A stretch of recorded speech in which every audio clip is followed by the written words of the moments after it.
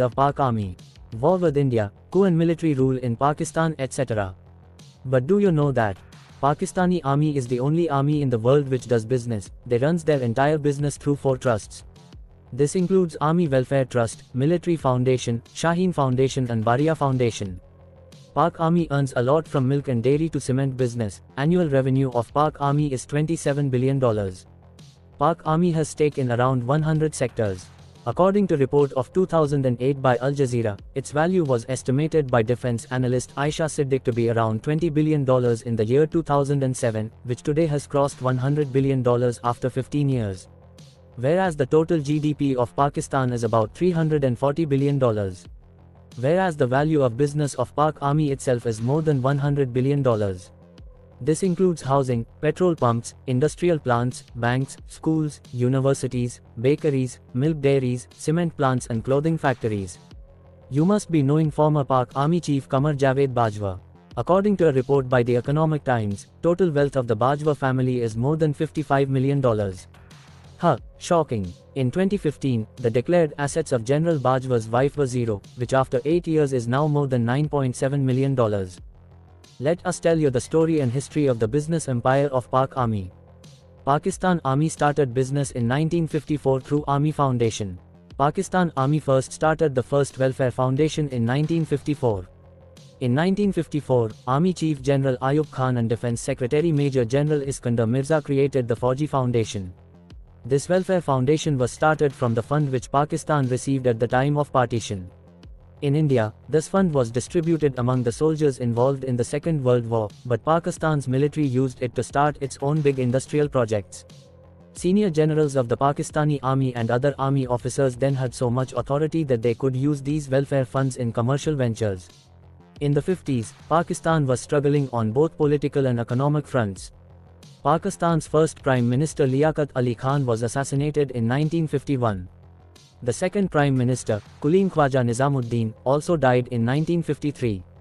After this, for many years there was a tug-of-war between the Governor-General and the Prime Minister regarding powers. Pakistan's economy was also in bad condition in this decade. GDP was growing at the rate of only 3.1% annually. Aisha Siddiqui writes in the book Military Inc. that at such a time, military stepped into the country's business and assured the people that it could protect the country on the strategic as well as economic front. By 1969, the business of the Pakistani Army grew rapidly.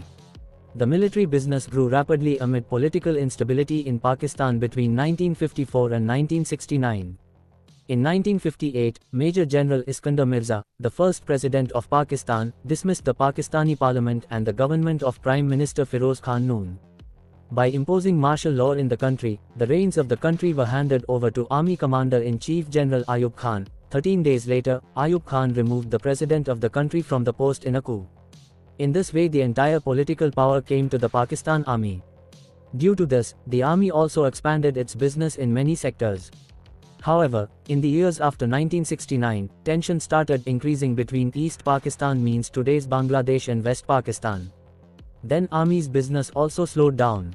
Zulfikar Ali Bhutto's government also banned it to some extent.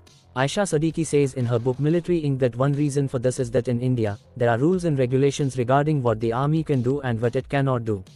Whereas regarding Pakistan Army, it has not been explained that if someone starts a business for the welfare of military soldiers, then what will be its objective. It was like the army started a business for the betterment of itself and its soldiers. The army justified the benefits of this by saying that it is beneficial for the soldiers. Pakistani Army owns land of worth about $24 billion in 8 cities. In year 2008, Army owned land worth was $10 billion. In Pakistan, the Army handles Defence Housing Authority in these 8 cities. The Army itself has the responsibility from construction to allotment of these houses. This includes Islamabad, Rawalpindi, Karachi, Lahore, Multan, Gujranwala, Bahawalpur, Peshawar and Quetta. In these cities, the Army is not limited to just the cantonment area. In fact, there is Army property even in the posh areas here. The Army also allots these lands. After establishment, FAS Foundation started investing in those areas where demand is highest like tobacco, sugar and textile industries. Khyber Tobacco Company in Mardan, Kerial Manufacturing Factory in Rawalpindi, Sugar Mill in Sindh are run by Pak Army. Like Pakistan Army, Pakistan Air Force also runs its business through Shaheen Trust. Shaheen Airport Services, Shaheen Air Trades, Shaheen Complex are in cities like Karachi and Lahore. Shaheen Foundation was established by Pakistan Air Force in 1977. This trust was established for the welfare of serving and retired Pakistani soldiers. An audit report released in 2019 revealed that the Pakistan Air Force had started a housing scheme on land taken for national security reasons. So this was the story of the business empire of Pak Army. By knowing the net worth of General Bajwa, you would have come to know how the Pakistan Army has looted the poor Pakistani people. If you find the video informative, then please subscribe the channel.